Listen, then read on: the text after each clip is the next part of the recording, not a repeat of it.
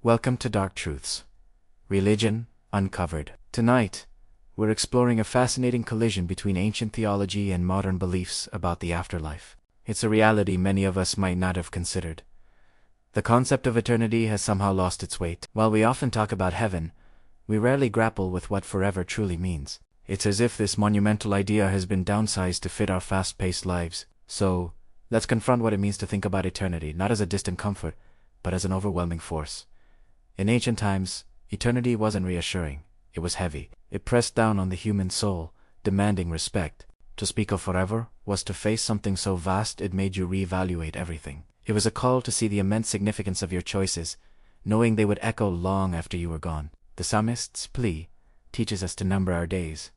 It wasn't just about living longer. It was about making every single moment count. The ancients lived under the shadow of eternity, believing every action rippled through the cosmos. Now, compare that to today. We've romanticized eternity, haven't we? It's often pictured as a simple continuation of our life, but better an upgrade. Instead of a reality that stops you in your tracks, it's become a comforting thought, something that eases our anxieties rather than igniting a sense of urgency. We've turned an infinite awe-inspiring concept into something manageable and familiar. While that might seem like a kinder way to view it, ancient theologians would see a hidden danger. In sacred texts, eternity is never treated casually. Heavenly beings cover their eyes before the divine. Elders throw down their crowns in humility. In the book of Revelation, there is a profound silence in heaven, not because nothing is happening, but because the sheer magnitude of eternity is beyond words. It's a silence that speaks of something too immense to describe. Modern belief, on the other hand, often rushes to fill that silence. We create detailed timelines of the afterlife, paint vivid pictures of paradise, and make confident claims about what's next. But the ancients met eternity with a sense of trembling awe. Contemplating forever meant confronting their own smallness, which was uncomfortable but also incredibly liberating. By taming eternity, we may have lost the transformative power it once held over our lives. When eternity is just a vague promise of more of the same, the urgency of faith can fade. Repentance becomes a half-hearted thought.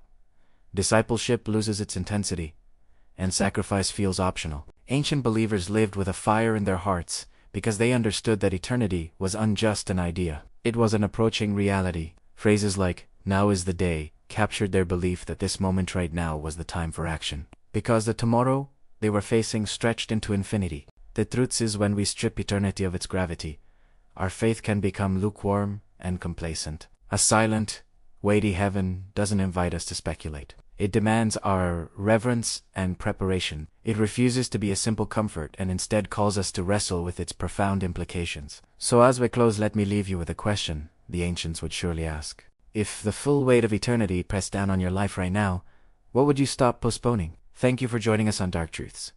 Share your thoughts in the comments below. Has the idea of eternity become quieter for you? Or have we just stopped listening? We appreciate your insights as we explore these challenging topics. Don't forget to like and subscribe for more.